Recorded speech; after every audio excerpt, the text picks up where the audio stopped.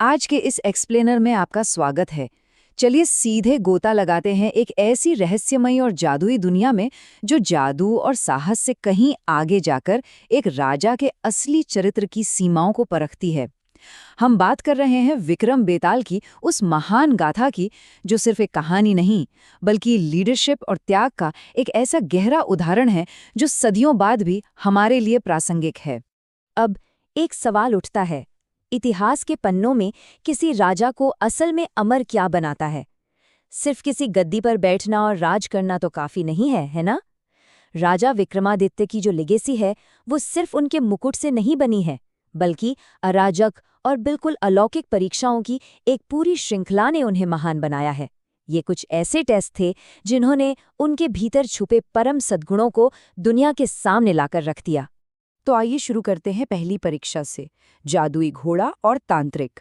कहानी की शुरुआत होती है विक्रमादित्य के दरबार में एक बहुत ही अजीब सौदे से। एक रहस्यमयी इंसान राजा को लकड़ी का एक उड़ने वाला घोड़ा बेचता है। कीमत पूरे 1 लाख सोने के सिक्के। लेकिन इसके साथ एक बहुत ही सख्त चेतावनी भी दी जाती है कि इस घोड़े को कभी भूल कर भी कोड़ा नहीं मारना है। अब इंसान की फितरत ही ऐसी है। राजा किसी तरह उस चेतावनी को भूल जाते हैं और घोड़े को कोड़ा मार देते हैं। नतीजा, वो घोड़ा तुरंत उन्हें हवा में उड़ा ले जाता है और सीधे समुद्र पार एक भयानक रहस्यमयी जंगल में ले जाकर छोड़ देता है। पूरे 15 दिनों तक उस डरावनी जंगल में भटकने के बाद आखिरकार राजा को एक रहस्यमयी गुफा दिखाई देती है। वहां परछाइयों में छुपकर राजा एक बेहद अजीबोगरीब तांत्रिक अनुष्ठान देखते हैं। एक तांत्रिक जादुई कुएं से पानी निकालता है और एक बंदरिया पर छिड़कता है, जिससे वो पल भर में एक खूबसूरत स्त्री बन जाती है और कुछ समय बाद दूसरे कुएं के पानी से वो उसे वापस बंदरिया बना देता है। आगे चलकर ये राज खुलता है कि वो स्त्री असल में कामदेव की श्रापित बेटी है। अब यहाँ असली एक्शन शुरू होता है। जब तांत्रिक को राजा की मौजूदगी का पता चलता है तो वो गुस्से में नरभक्षियों की एक पूरी फौज खड़ी कर देता है। लेकिन विक्रमादित्य पीछे हटने वालों में से कहाँ थे? वो अकेले ही उस पूरी खूंखार सेना को ढेर कर देते हैं।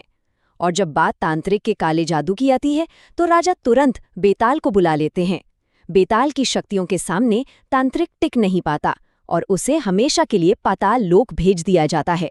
मतलब एक सच्चा लीडर वही है जो डर का सामना करके न्याय दिलाए। चलिए आगे बढ़ते हैं दूसरी परीक्षा की ओर, मायावी राक्षस का वध।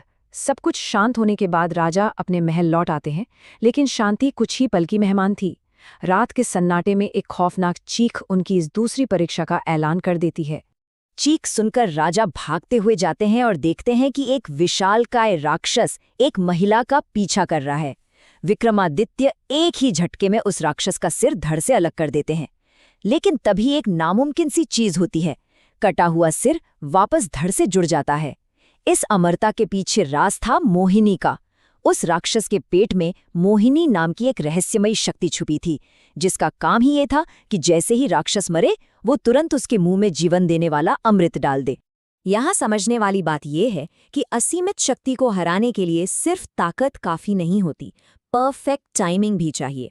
इस अमरता को तोड़ने के लिए विक्रमादित्य अपनी पूरी ताकत लगाकर राक्षस का पेट चीर देते हैं ताकि मोहिनी बाहर आ सके। और ठीक उसी सेकंड बेताल अपनी फुर्ती दिखाता है और मोहिनी को अमृत देने से पहले ही दबोच लेता है। ये अचूक तालमेल उस राक्षस का खेल हमेशा के लिए खत्म कर देता है और उस महिला की जान बच जाती है। शारीरिक युद्ध से निकलकर अब कहानी बिल्कुल अलग दिशा में मुड़ती है। तीसरी परीक्षा है दुनिया का सबसे बड़ा दानवीर। ये परीक्षा किसी बल की नहीं बल्कि उदारता और त्याग की गहराई को परखने के लिए थी। जरा सोचिए, एक भव्य महाभोज चल रहा है। हर कोई राजा विक्रमादित्य को दुनिया का सर्वश्रेष्ठ दानवीर मानकर उनकी जय जयकार कर रहा है। तभी अचानक एक ब्राह्मण भरी सभा में खड़ा होता है और बिना डरे कहता है कि विक्रमादित्य महान दानी जरूर हैं, लेकिन दुनिया के सबसे बड़े दानी बिल्कुल नहीं। वह दावा करता है कि तक्षशिला के राजा अधिरथ उनसे कहीं आगे हैं। और इस दावे के पीछे की वजह थी ये विशाल संख्या, 1 लाख। वो ब्राह्मण बताता है कि राजा अधिरथ तब तक अन्न या जल का एक निवाला भी नहीं लेते जब तक कि वो हर दिन ठीक 1 लाख सोने के सिक्के दान नहीं कर देते। 1 लाख स्वर्ण मुद्राएं हर दिन। प्राचीन काल में ये रकम बस दिमाग चकरा देने वाली थी। ये सुनकर विक्रमादित्य सच्चाई जानने के लिए भेष बदलकर तक्षशिला पहुंचते हैं और वहां जो नजारा उन्होंने देखा वो रूह कंपा देने वाला था। ये कोई आम दान नहीं था। राजा अधिरथ अपनी प्रजा के लिए धन जुटाने के खातिर हर दिन खुद को खौलते हुए तेल में जलाते थे। चुड़ैलें उनके भुने हुए शरीर को खा जाती थीं और फिर एक देवी उन्हें फिर से जिंदा करके वो सोने के सिक्के देती थीं। ये उनका रोज का भयानक रूटीन था। लेकिन क्या विक्रमादित्य यहाँ रुकने वाले थे? अपनी लिमिटलेस क्षमता साबित करने के लिए वो खुद उस उबलते तेल की कड़ाही में कूद जाते हैं। 1 या 2 बार नहीं, बल्कि लगातार 7 बार। वो 7 बार जलते हैं और वापस जिंदा होते हैं, जब तक कि देवी पूरी तरह से खुश होकर उन्हें मुंह मांगा वरदान मांगने को नहीं कह देती। विक्रमादित्य देवी से वो जादुई थैली मांग लेते हैं जिससे कभी सोना खत्म नहीं होता। लेकिन कहानी का सबसे खूबसूरत हिस्सा तो अब आता है। इतनी बड़ी शक्ति और असीमित संपत्ति मिलने के बाद भी विक्रमादित्य उसे अपने पास नहीं रखते। वो सीधे उस मरते हुए राजा अधिरथ के पास जाते हैं और वो चमत्कारी थैली उन्हें सौंप देते हैं। इसे कहते हैं परम उदारता। ये साबित करना कि सच्चा दान वो है जो तब किया जाए जब आपके पास सब कुछ हो और फिर भी आप उसे निस्वार्थ भाव से त्याग दें। अब आते हैं चौथी परीक्षा पर, बेताल और तांत्रिक का विवाद। एक शेर के शिकार के दौरान एक दुखद घटना होती है और राजा का सबसे प्यारा घोड़ा मारा जाता है। यहीं से शुरू होता है राजा के न्याय और बुद्धिमत्ता का एक अनोखा टेस्ट। शाम होते होते नदी के किनारे राजा एक बहुत ही कॉम्प्लिकेटेड लीगल केस में फंस जाते हैं। नदी में एक शव तैर रहा है और एक तांत्रिक और एक बेताल उस पर अपना अपना हक जता रहे हैं। तांत्रिक कहता है कि उसे अपने काले जादू की रस्म के लिए वो शव चाहिए और बेताल कहता है कि उसे अपनी भयानक राक्षसी भूख मिटाने के लिए वो चाहिए। कोई भी पीछे हटने को तैयार नहीं था। तो राजा इस अजीबोगरीब केस को कैसे सुलझाते हैं? बहुत ही चालाकी से। फैसला सुनाने से पहले वो दोनों से कोर्ट की फीस वसूलते हैं। तांत्रिक से लेते हैं कभी न खत्म होने वाला खाने का जादुई बटुआ और बेताल से लेते हैं मोहिनी काष्ठ जिससे इंसान गायब हो सकता है। फिर आता है राजा का मास्टर स्ट्रोक फैसला। वो तांत्रिक को उसका तैरता हुआ शव दे देते हैं और बेताल की भूख मिटाने के लिए उसे अपने मृत घोड़े का शरीर दे देते हैं।